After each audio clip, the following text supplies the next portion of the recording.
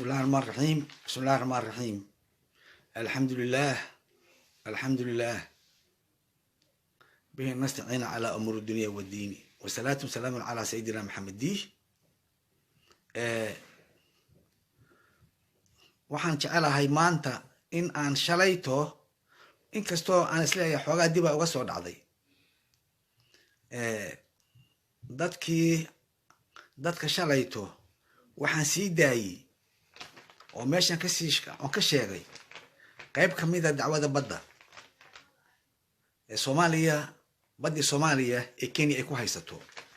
qayb kamid ah ayaa sii daayay waana taana sheegaynaa oo aan iri waxaan aan inii sheegayaa qidada ama qaabka ay doonayso Kenya in ay badda ay ku qaadato shalaytan inii sheegay qaabka ay doonayso shalay waxaan inii sheegay dadkii aan la socon waxaan u sheegayaa shalay waa taani iri laba qodob ayay Kenya ay markasta dib u dhiga ay kaga jeedaa qodobka koobaad oo muhiim ugu ah waxa weeye in ay la aado jamciyadda qurumaha ka dhaxaysa shirkeeda weynaha la yiraahdo General Assembly shirweynaha guud ee jamciyadda qurumaha ka dhaxaysa ee qabsoomaya bisha soo socota ee September ay la aadaysa wataan iri midda kale tanana waxay doonaysaa ninka Soomaaliga ah ee maxkamadda gudoomiyaha ka ah waqtigiisa inuu ka dhamaado ninkaas oo waqtigiisa oo ka dhamaanayo shanta bisha labaad 2021 maxkamaddana waa tii la ballamiyay oo la yiri 15 bisha saddexaad 2021 waxa u dhaxaysa 38 casho ayaa u dhaxaysa marka waqtiga uu ka dhacayo waa ku soo noqon karaa laakiin mar hore ay galaangal u samaysay inuusan ku soo noqon waa taan inii sheegana hadda ninkaasu shalayto haddii aad doonaysaan in aad meeshaan oo inaad warkaas aad heshaan waxaad samaynaysaan waxaad tegaysaan Facebooka waxaad leedihiin dacwada badda markaad tira Facebooka waa inii soo baxaysaa taytala ku qoran waa dacwada badda mid kalena waxa weeye dacwada badda labo kaasoo dacwada badda kow ayuu ahaay marka walaalayaal hadda maanta waa dacwadii badda ee labaad midaan waxay ku saabsan tahay waa maxay walwalka ka yimid maxaa kalifay walwalka iyo walaaca ka soo cusboonaaday dacwadii lagu rajo weynaay in lagu guuleysanayo maxaa ka soo cusboonaaday maxaa keenay walwalka maxaa keenay marka ugu horeysa bal horta horeyto aan aadno xagga dib u dhiga maxaa keenay dib u dhigaas ma caadiya waxaan leeyahay dib u dhigaanu caadi ma ahan wuxuusan caadi ku ahayn waxaan inii sheegayaa walaalayaal maxkamadan waxaa la aasaasay 1920kii dagaalkii koobaad ee adduunka markuu dhammaaday waxaana aasaasay urur la dhihi jiray League of Nations oo ka horeeyay ururka la yiraahdo United Nationska ka horeeyay ayaa aasaasay maxkamadda waqtigaas la aasaasay marka maxkamadaasu wax ay dacwo ay gasho waxa u horeeyay oo weyn oo inta xasuusanahay waxaa jiray hadda ka hor niman 1923 ayaa waxa isqabtay laba dal ayaa xadka isku qabatay in loo kala calaamadiyo oo ahayd Greece iyo Albania maxkamaddu waxay u soo dirtay guddi kala calaamadiya guddiga kala calaamadinayay waxaa ka madax ahaay nin generaal ah ee Talyaani ah marka ayagoo calaamadinaya yaa kulay Greece oo raalli ku noqon waayay markaas waxay dileen 4 la socotay iyo generaalkii ayay dileen Greece marka Talyaanigu markaas wuxuu kamid ahaay dawladaha xoog weyn oo quwadda lahu ku jiray markaas wuxuu ku yiri waxaan ka doonayaa lacag dhan 50 milyan oo liiro marka lacag adag buu ahaay markii la qaybeeyay waa dhowr iyo 10 milyan oo dollar ayaa ka doonayaa uu yidhi griigii waxay yidhaahdeen magdhow intaas leeg anigu bixin mayno talyaanigu wuxuu sameeyey jasiirad la yidhahdo Corfu la yidhaahdo oo loo timaysla tago jasiiradaha ugu quruxda badan ah oo griiga uu leeyahay ayuu yidhi ninkaygii dhiiggiisii waxaan u qaadanayaa jasiiradana aan u qaadanayaa ayuu yidhi waa ku dul fariistay adduunkii qayliyey markii ugu dambaysanana maxkamaddii waxay tirahdeen talyaaniga ha ka kaco jasiiradda magdhowgana ha la siiyo laakiin talyaanigu waa diiday magdhow ah 10 milyan dhowr iyo 10 milyan ee dollar wax ka yar inuu ka qaato waa diiday waana la siiyey horta dacwadii ugu weyneed markaasi maxkamaddu qaaday hadda maanta weli lama sheegin dacwad 3 jeer ee dib loo dhigay oo saddexdaba labada dhinac oo is haya dhinac kaliya oo codsaday saddexdaba la raacay dhinaca kale oo diidan maxkamadda kama aysan dhicin waxa bal eeg labada dhinac oo is hayay ayaa 3 jeer dhinac oo codsaday maxkamadda dib in loo dhigo dhinaca kale tan wuxuu yahay dib loo dhigin hal la qaado saddexdii jeerbaba maxkamaddii waxay ogolaatay hal dhinacay ogolaatay oo dib ay u dhigaysaa markasta oo dhan waa qodobka kaleeto maxkamadaha caalamka ama meel kasta oo dhan laba goor markii dib loo dhigayo marka ugu horeysa iyo marka dambe waxaa waqtigu gaaban yahay marka dambe ayaa waqtigu gaaban yahay marka horeyta dib loo dhigi karaa waqti badan la sii karaa haddii mar raba dib loo dhigayo qofkaas waa soo diyaar garoobay oo dib dhigii horeyto oo ka faa'iideystay marka waqti kale uma baahna haddiiba loo ogolaado wax yar ayuu xaq u leeyahay in dib loogu dhigo laakiin maxaa kalifeeyey markii ugu horeysay intaas markii ugu horeysay waxay ahayd 3 bilood ay ahayd markii labaadna waxay noqotay 9 bilood oo bishii June 8 la qabtay maantana waxa dib loo dhigay 11 bilood ayaa dib loo dhigay oo marka waran bal hadda waa siyaadi ayadana waa wax aan la arki jirin oo maxkamadaha aan lagu arki jirin oo kale to weeye haddaba anagu markaanu galnay markaanu baaritaan aanu samaynay oo aanu ogaanay dib u dhigaasu wuxuu sal oo ku leeyahay waxaanu ogaanay maxkamaddu sharci waxa maxkamad kasta waa sidaas isticmaasha labada dhinac markii ay yimaadaan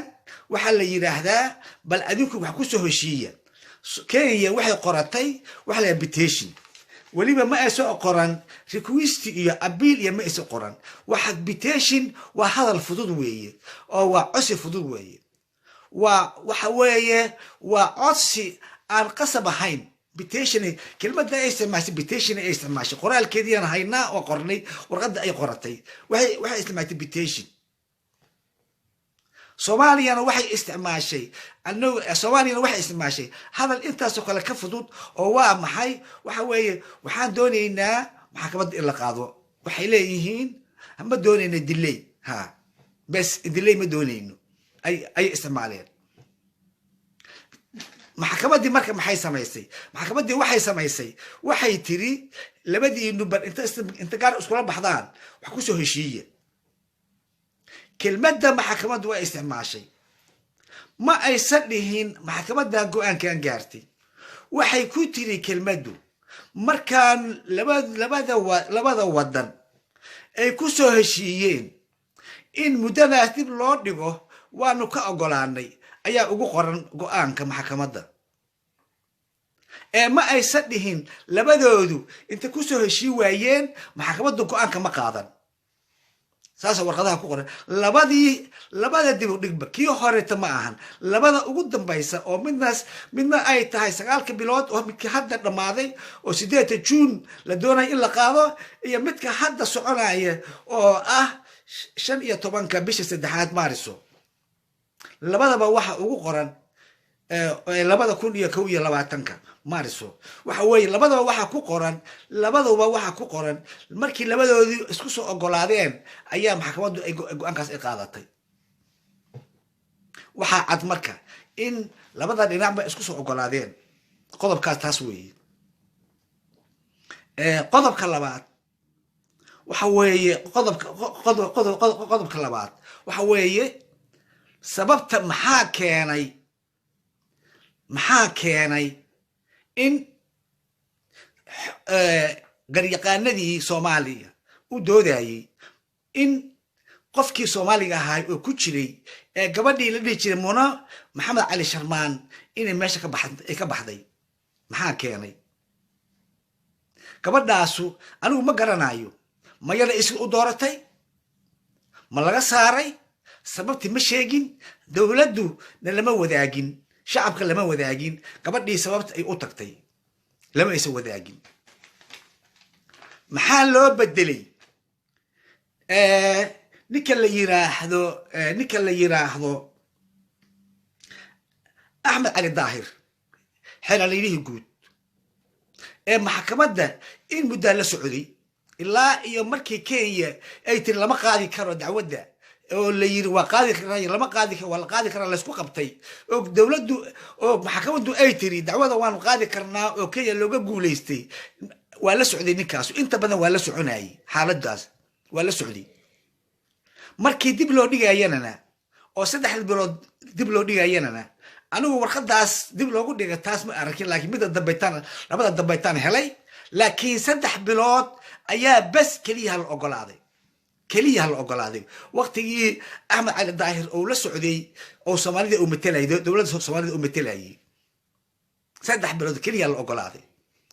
maanta waxa la soo magacaabay nin siyaasiya ee la yiraahdo Mahdi Maxamed Guuleed la yiraahdo yaa la soo magacaabay oo ra'iisul wasaare ku xigeen ah haddaba ninkaasu haba yaraatee anigu kuma ogin shacabka Soomaaliyeed kuma oga aqoon sharci kuma oga qofka caadiga ah intuu ka yaqaano sharuucda caalamka oo ka yaqaano ka badan kama yaqaano waligiisna lama sheegin maxkamad mana fariisan kamana garsoorin aqoontiisuna anigu ma taqaana maanta ma doonayo waxay tahay jaamacadda oo ka soo baxay ma aqaamid ay tahay laakiin waxaan rajaynayaa jaamacad sharci inuu ka soo bixin ayaan rajaynayaa ayaan u maleynayaa labada goor oo asigu la socdeenna waa labada goor ee la yiri labada wadan waxay ku soo heshiiyeen in dib loo dhigo ayay ku soo heshiiyeen muddada noocaasa waa labada uu la socday labadii markii hore Axmed Cali Daahir waa 3 bilood markii dib loo dhigay ahayd waxa kaleeto midda saddexaad waxa weeye Kenya waxay qoratay konton lawyer ay qoratay oo caalamka ah oo midka ugu midka kale oo ka daran yahay waxayna u maal gashatay lacag ciida ka badan ay fundraising ugu samaysatay ay mataqaanaa ay u soo urursatay ay ku fangaraysaa waxa la yiraahdaa markasta oo Kenya waxay ka cabaadaa dhaqaalaha intaas la eg oo xoog badan leh inay inta ay isticmaasho haddana ay guul dareysato ayaba waxa ku tahay ayaa wagac ku ah la yiraahdaa Kenya war annaga goorma ayaan maqlay lacag ayaa loo ururiyay looyarada yaa fangilsha ya fan ya siiya xaga lacagta looga keenaa ma ogin looyarada la maal gelinayo waa kuwa waa nuucee looyaro adduunyada laga yaqaan miya tirsioodu waa meeqa qarash ku baxa waa meeqa wali wax dawladdu lama wadaagin shacabka lama wadaagin intaas ku baxda intaas maalgelinay intaas loo yar leenahay wali kama ana maqlin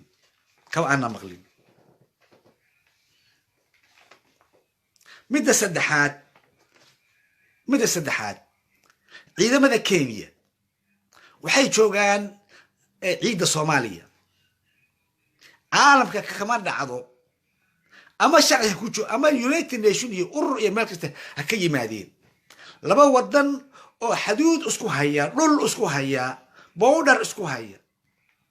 wadan kamiduhu ciidamadiisii in wadanka kale oo soo galo waa mamnuuc calee ama nooc kasta ku soo galo lama ogola wali markii Kenya markii ay bilowday inay dhulka Soomaaliyeed ay sheegato dawladdu kaba aana maqlin inay yiraahdaan Kenya noo joogi maysa ciidanada ha ka baxdo inay yidhaahdaan kaba aanan maqlin. markaasaa haddana waxaa dhacday markii Afrika la yidhi badda Soomaaliya ilaa ma ogtahay waxaan balihiin oo dhulku waa iska bannaan yahay oo haatan taas marka la ka hadli doonaa waxaa la yidhi yaa ilaalinaya barbadeeda iyo yaa ilaalinaya Afrika xaggeeda. waxaa loo soo wakiishay dadka ilaalinaya in Kenya ay hogaamiso. dowladda kama aanaa maqlin Kenya dalka badda nagu sheeganaysay noo ilaalin mayso. bal hadda waxaan ka soo qaadaynaaba walaalayaal dukaan haddii adigu aad leedahay oo dukaan adigu aad leedahay adigoo dhex fadhiya nin hadduu ku yimaado oo ku yidhaahdo dukaanka qaybtan oo dhan anigaa le qaybtan aan leeyahay oo ku yidhaahdo oo tiraahdo ma lihid oo ninkaa dacwo ay isla aadaan dukaankaagii oo ninkii oo kugu haysto inaad tiraahdo niyow nin odayaa tahaye qaybta kalena i ilaali inaad tiraahdo iwa cadowga iga ilaali tugada iga ilaali qaybta kaleeto ma dhihi kartaa. hadda waa ninkii dukaankaaga kugu haystay ayaa haddana waxaa tiri dukaankii qaybta kugu haystay mahna qaybta kale i ilaali. war aqliga ma gashaa? weli kaba aana maqlin in la yidhaahdo Kenya kuma jirto baddanada ma ilaalinayso xaduudkanagana kuma jirto kaba aana maqlin. hadda waxaa jirta luqadda laatiinka waxa la yidhahdo waxa la yidhahdo de facto iyo de jure. de facto Soomaaliya maanta awood ma laha laakiin de jure weli waxa weeye waxaan ku leenahay awoodaa ku leenahay oo sharciyan weli dhulkiina lama wareejin dhulkii. de facto de jure waxa weeye haddii aan dadka u jilciyo waa laba kelmadoo laatiina waxa de facto waxa weeye waa xaqiiqada jirta waaye. de jurena waa waxaan hadda sharciyan u jira laakiin aan active ahayn oo xaqiiq ahaan aan soconayn waaye aan jirin weeye. marka hadda sharci ahaan waa u jirnaa laakiin active ma ahin. de jure uma ahan dhulka iyo badda maanta inaan anagu leenahay. de facto ma ahan. waxaan jecelahay marka in aan iraahdo ummadda Soomaaliyeed maanta waxaan rabaa inaan iraahdo idaacadaha maanta dhageystay kelmadaas waxaa moodaa dad badan in fallan waa maqli doontaan. kelmadaas idaacadaha maanta aan dhageystay waxaan dhagaysanayay baarlamaanka Ethiopia oo ra'iisul wasaaraha Ahmed Abiy oo hortagay oo doonayay bal inuu la hadlo baarlamaanka. kelmadihii baarlamaanka la warsaday waxaa ka mid ahayd baarlamaanka wuxuu yidhi badda Ethiopia loo doonayay xaaladii doonistii badda Ethiopia xaggay maraysaa ayaa la warsaday. kelmadaha ugu weynaay ayay ka mid ahayd waxaa kelmadii ahayd biyaha ay isku hayaan biyaha webiga Niil Masar iyo isku hayaan iyo Ethiopia waa laga warsaday. xaduudka Suudaan iyo Ethiopia oo shil oo ka dhacana waa laga warsaday. saddexdaas qodob ayaa ugu waaweynay wixii laga warsaday ma iga raali ahaada iyo doorashada la doonayo in la qabto oo laga yaabay in dib loo dhigo ayaa laga warsaday. afartaas qodob baa laga warsaday. qodobka badda ayaa noqoseeyay wuxuu ku yirina Ethiopia bad waa yeelanaysaa ma ahan macnuhu in aan doonayno dekada aan wax kala soo degno laakiin waxaan doonaynaa biyo aan lahaano ayaan doonaynaa oo yidhi. bal u fiirso haddaba war niman yahow war Soomaaliyey fallan dhegaysta. badda maanta loo dhaarsan yahay oo la doonayaa waa 3 wadana maanta Ethiopia baddeeda ayaa ugu dhow. kow badda hadda ay isticmaashay waa Djibouti. 2 baddii ay isticmaali jirtay oo ka go'day waa Eritrea. badda maanta kaleetanana oo banaanuna waa Soomaaliya. 3daas badood bal hadda qiyaas oo midkeebay in la tahay in ay Ethiopia hawaysa karto. Djibouti sida xornimada u qaadataba waxay dhiil la gashay heshiis ay kula jirtaa caalami ah dalka Faransiiska inaan lagu soo xadgudbin dibadda laga soo weerarin Eritreana Ethiopia inta ka xoog badan ayay barnaamij dhigtay oo ka adkaatay maanta 3,333 kilomitir oo bad ah oo aan maanta hal askari waardiye aan lahayn oo u banaano waa badda Soomaaliya waxa kelmadaasu waa kelmad naxdin leh oo jirrica badan leh weeye war soo garamaysaan arinta soo socota iyo waxa ay tahay war Hebeland Puntland Somaliland Jubaland Muqdisholand hebel laland war aqligiinu xageebo ku maqan yahay war soog arki maysaan farciini iyo jinsiyadiini iyo jinsiyadiini iyo ubadkiini iyo dhaxalkiini oo god aad ku wadaan soo arki maysaan oo godkii hadda afka oo soo kala hayo oo markaan la doonayo in kaliya lagu dhaco loogu jiro daqiiqad loogu jiro in lagu dhaco godkii afka loo saaran yahay godkaasu inaa ku ridno jinsiyadannada inaa godkaas inaa ku xarayno ayaa maanta afka u saaranahay haddaa arrinta noocaas loo midoobin oo waxa oo beelbeel laga tegin oo laalaan laga tegin oo aan ummadda Soomaaliyeed meel ka soo jeeda aysan is aaminin godkaas la gelayaa kamana soo bixi doono hadhowto dhamaantiina waa salaamantihiin salaamu calaykum wa rahmatullahi wa barakaatuh